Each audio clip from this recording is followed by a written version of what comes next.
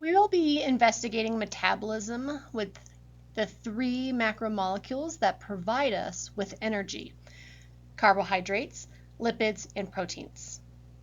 Metabolism is the sum of all the chemical reactions that provide energy, typically in the form of ATP, or adenosine triphosphate, or for building up our molecules for growth and maintenance. Our reactions can occur in one of two ways.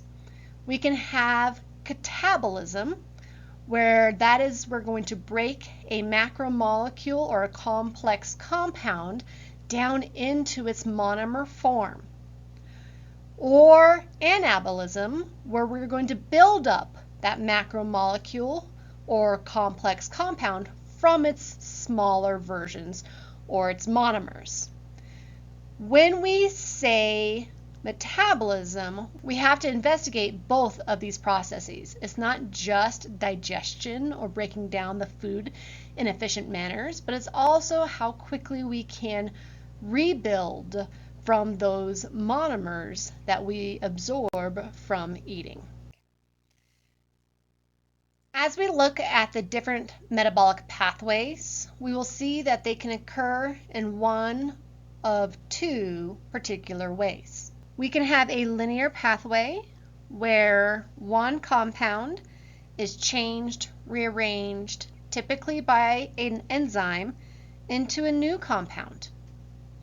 And then that compound will get rearranged, modified, changed into another, and it will keep repeating until we get that end product.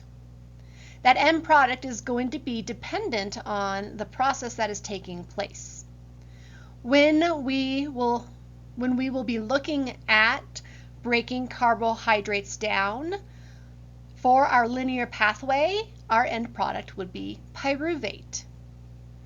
If we were looking at breaking down a fatty acid, which is a lipid, our final product is that acetyl-CoA.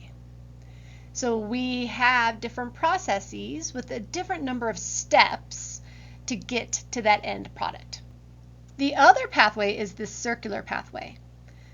This is where compound 1 will get rearranged and changed into compound 2, rearranged and changed into compound 3, but ultimately it gets reformed. So these are our cycles. The two most common cycles that we will look at is the Krebs cycle, or also known as the citric acid cycle in cell respiration, and the Calvin cycle, or the dark reactions in photosynthesis.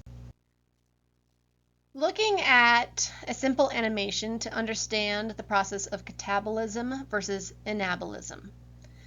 Cata, or cata, means down. So this is the process for breaking down complex molecules like macromolecules into simpler molecules like monomers. When this occurs, it's going to occur through different steps. Through the process of digestion, so chewing, or using our saliva, our stomach acid, and eventually with the help of enzymes down into their monomer form. So we'll typically break our large compounds into smaller versions, but we haven't really spliced them up into their monomers yet.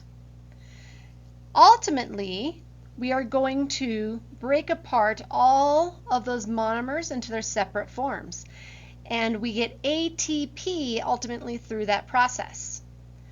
We then need to use that ATP to help our body run. So our normal chemical reactions and processes, but also to help build cells and regrowth.